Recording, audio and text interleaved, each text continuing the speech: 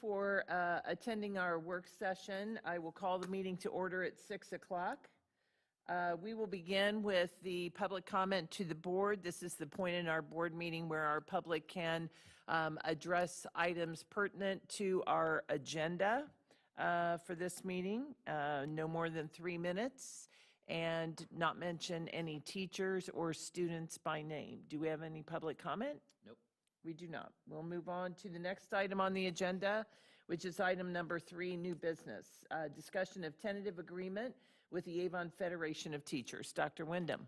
Thank you, Mrs. Woodward. We typically do this part of the contract negotiations process at our working session in October, when we're also reviewing the budget adoption, but we delayed this so that we could get through the referendum renewal vote that happened yesterday, and then make decisions about teacher compensation and our teacher contract. So I appreciate our teachers union is represented here today with Mrs. Taylor, but I appreciate their flexibility and understanding that we needed to get through that referendum and see how our community felt about continuing the referendum, since one of the 3 tenets of our 2018 referendum is competitive teacher compensation, and we certainly wanted to continue that in the referendum renewal. So I will walk you through some information here about this tentative agreement.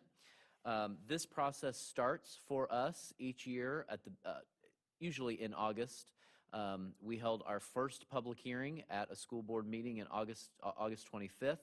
State law says you can't begin formal bargaining until September 15th. And then we held 4 formal negotiations meetings between our administration and our teachers union representatives. That all led us, our goal is always to have the contract in a draft form before fall break. So we were able to do that. We posted the tentative agreement on our website with a notice of this evening's meeting, and then that gets us to tonight. Then our teachers union will share information this evening following this meeting with their membership so that they are equipped to vote on the contract from the AFT members.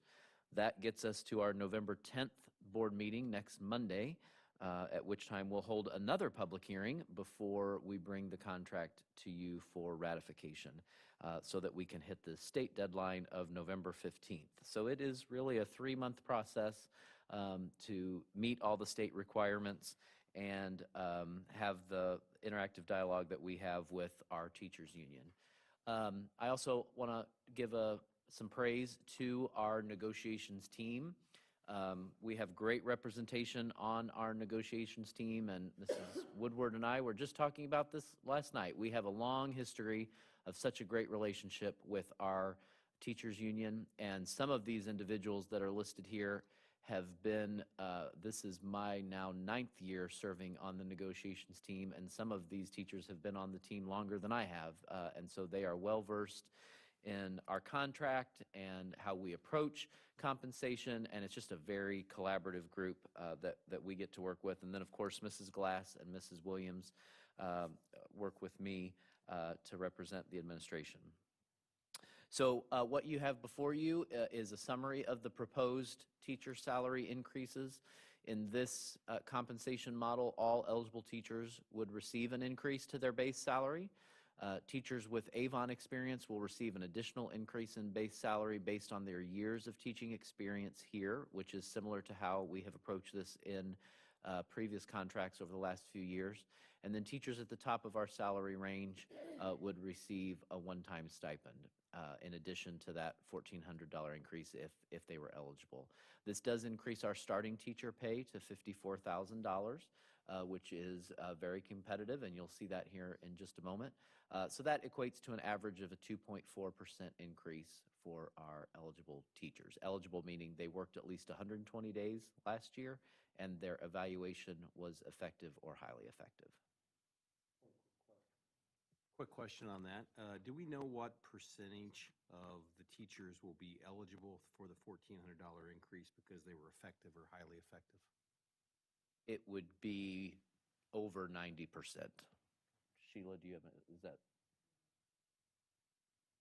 any information on that?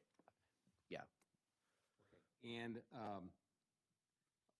also to understand, so a new teacher this year who would therefore have had been rated as highly effective last year would not, well, they did not get a rating last year. So Not from therefore, us. they would not be eligible. Correct. Yeah. Okay, not from you, has to be an Avon. Correct. rated. If they were rated as effective or highly effective from a neighboring school district, that would not count. Does not apply. Yep. The only thing would be with our starting teacher pay, those individuals would receive an increase to get them to that start, because that would be an increase from what we told them their contract was going to be when we hired them. So they would get that increase to our new starting pay without an evaluation, but everyone else would have to have an evaluation. And I don't want to mix apples and oranges here because I might be, so apologies in advance. I know that the state has come up with a new plan for determination of the bonus structure.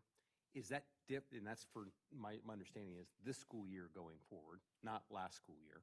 But so we'll have to deal with that separately next year? No, you really don't. Okay. That's a great question. So that is really, what you're talking about is the Teacher Appreciation Grant stipends. And in the past, for years now, the state has given schools a pot of money that we distributed evenly among all of our effective and highly effective teachers.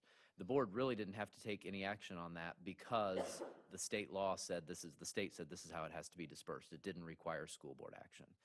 Now what the legislature did is they scrapped that plan that we've been operating under, and now there's a new Teacher Appreciation Grant stipend that is intended to be more competitive because they believe more competition will make teachers perform better, and it's limited to the top 20% of Indiana teachers. So we just had a meeting this afternoon with our discussions reps from the teachers union, and this was the topic we spent the most amount of time on.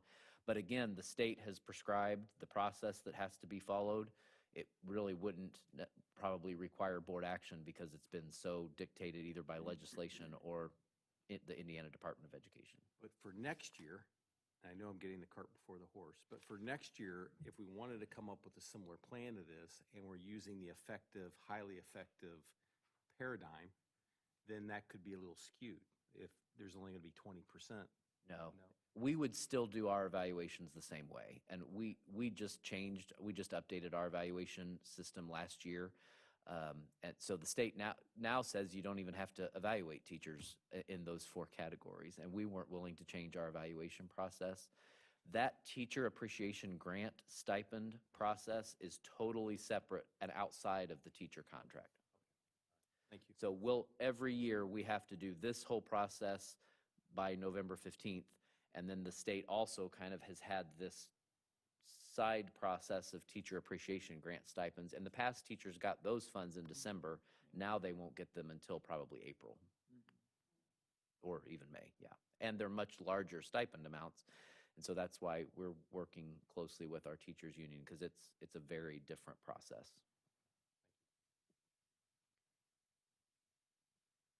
Sheila?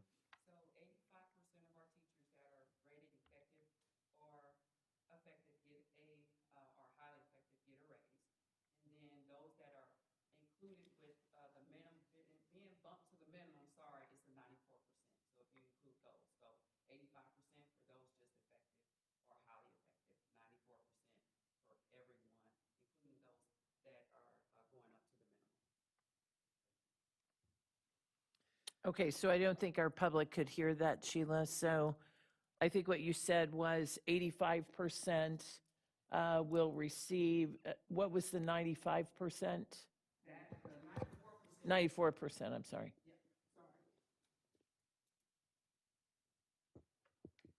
85% of our teachers that are rated effective or highly effective will get a raise. 94% of our teachers, which includes those that are being bumped to the minimum, will be receiving a raise. Okay, thank you. So just to clarify a couple of things. One is that the teacher's contract tentative agreement summary that's in our packet reflects a 2.5% average base salary increase. This says 2.4. The 2.4% is the correct amount. Okay, so that will need to be changed. Correct. The bring to minimum will affect anyone that was hired in 2025 at the old rate, and they will be immediately brought to minimum of 54 Correct. on the next pay cycle, once we ratify? Correct. Okay. Even though there wouldn't have been any teachers hired at that newer rate, they're brought to minimum at that time? Yep. Okay. Yeah, because this contract technically takes effect July 1. So we'll have to go Yes. back retro to July 1. Right, okay. So when you do that, when you do retroactive to July the 1st, do you give that in a lump sum? The retro part is lump, and then the remaining parts get distributed over the remaining pays. Just a technical question. Kristen, do you do that in 2 checks or 1 check? Would they receive their regular new pay on a regular check, and then you do the retroactive on that same check or a different check? Okay, same check. You may want to check. That affects taxation negatively, and so putting it on a separate check gives them the benefit of additional net because the taxation is different on retro. So just, we can talk more about that, but that would be to the teacher's benefit and would have no negative effect on the school corporation. And then the last question I had was a really good one. And, oh, I know what it was. So when teachers are contemplating retirement, I'm saying no, don't retire. It is a look-back period of 3 years or 5 years? 5. Okay. So those teachers with Avon experience or teachers that are at the top of their salary range, that look-back period does not include any stipend in the contemplation of their last 5 years? Or is it the highest of the last 5 years? It's the average of the highest of their last 5 years. The average of the highest of their last 5 years. Okay, but does not include any stipend amounts. It has to be base. Stipends included in that calculation, do you know? I think they are. It's your total wages. Oh, it's total wages. Okay, good. Thanks, that answered that question.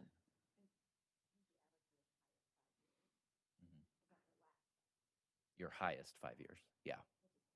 Typically Oh, your okay. last, but it Yeah, doesn't have that's, to be. yes.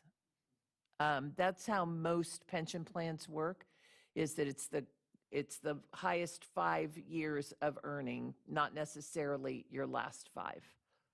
I mean, it stands to reason that it is, but if you, for some reason, took a demotion or took something off of your plate and that wasn't in your last 5 years, that would make sense.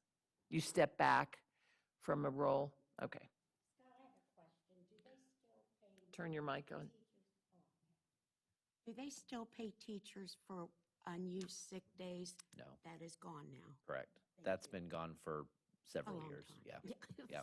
They- It was really, and it was because it was hard to budget for and hard to plan for, and so that has kind of phased out of many contracts over time. Yeah.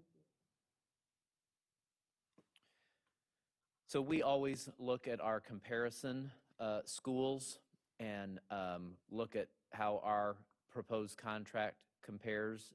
You can see here our starting teacher pay has really made some great gains, and several of our comparison schools did not give any increases to starting teacher pay this year, and we were able to do that, again, thanks to our referendum. Prior to 2018, Avon was the second lowest on this list, and we've worked our way up to the second highest, and we've said all along, we don't have to be the top, but we need to be competitive, and we've been able to do that here with this contract. At the top of the scale, you'll see that, again, prior to 2018, we were the lowest in this comparison group. We have worked our way up in that list, continue to make progress in this area, but our focus in our contracts for the last few years as a result of the referendum was really teachers more in that mid-career phase where we had a lot of compression. And we have been able to work on that over the last few years and have made a lot of progress at that mid phase of teacher careers.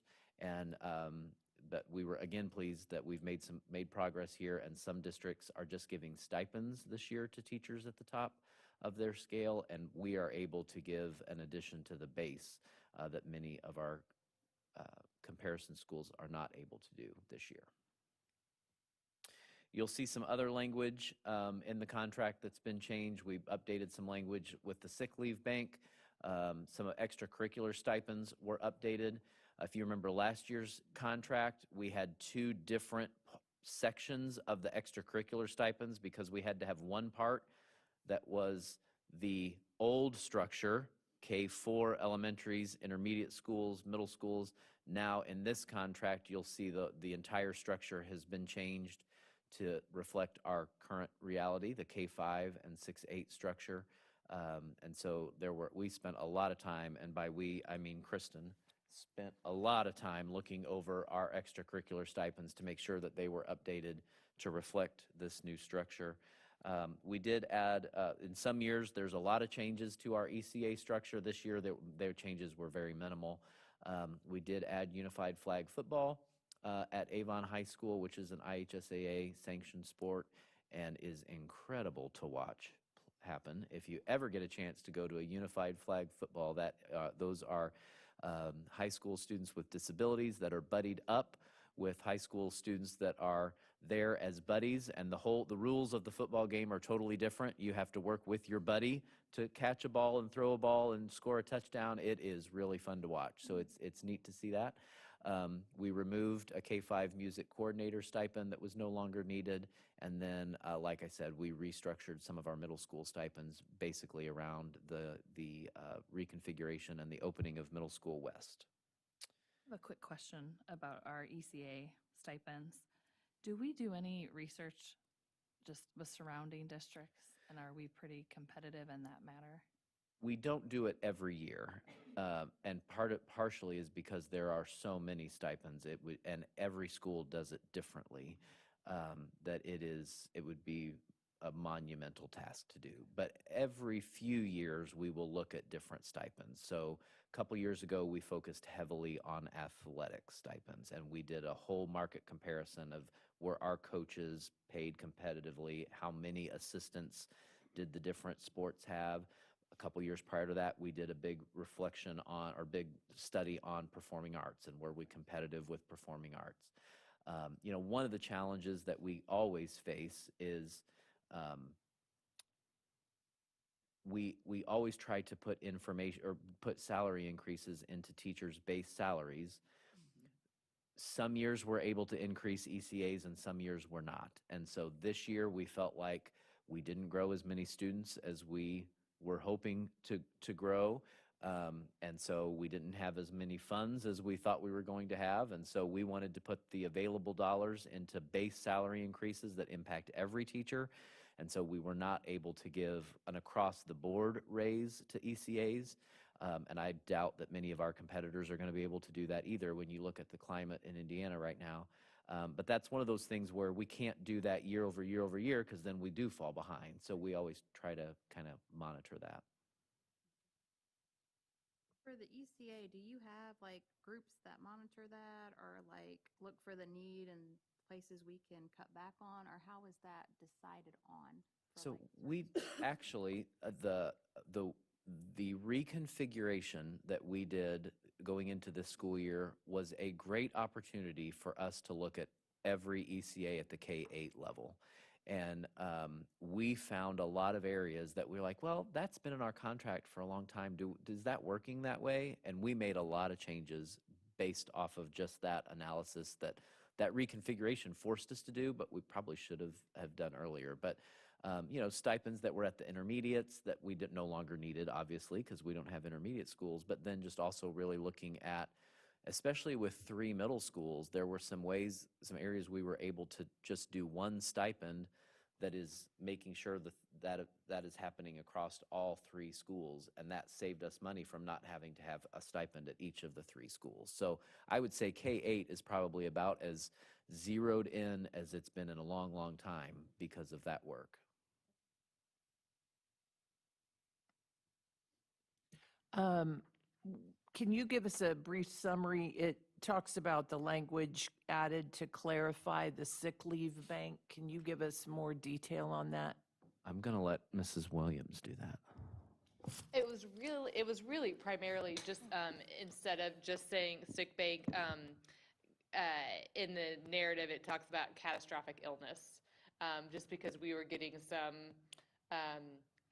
confusion as people were, people were looking at it, like if you have the flu and you have sick time, and that's not really what we're looking for. There are criteria, which was already established. You have to exhaust all your paid time off and go into 4 unpaid days, provide medical documentation, and review it as a committee. So it really was a catastrophic illness, and then we kind of talked through some examples of what that might be. It's not an exhaustive list, but then it provides some examples of that, just to provide a little context for the teachers of when it would be applicable. Thank you. Board members, other questions or comments? I have a question. How many sick days and personal days do the teachers get? You get nine, Days. 9 sick days and 4 personal. Okay, thank you.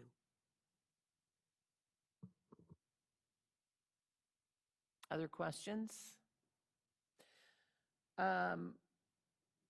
There is no need for ratification of this. We don't have to board approve it. But I will just say that, number one, I salute our decision to wait until after our successful referendum, because I feel like the optics were right, but also the strategy was right in doing that. And just my delight, once again, at a successful referendum, which means that we can continue to look at our teacher compensation, make sure that we're competitive with peers, but also just our great teachers in Avon deserve the very best that we can give them. And it's always gratifying to know that while other school districts may struggle with their administration / teacher union negotiation, that we have a long history in Avon of being fully transparent, of taking care of our teachers, and the fact that we move forward together is just it's a delight. So thank you for the work on this, everyone's work in getting us to this point. And I'm delighted that we're able to increase our starting pay and also begin to take care of our teachers at the top of the scale. Great work. Other comments? If not, we'll adjourn the meeting at 6.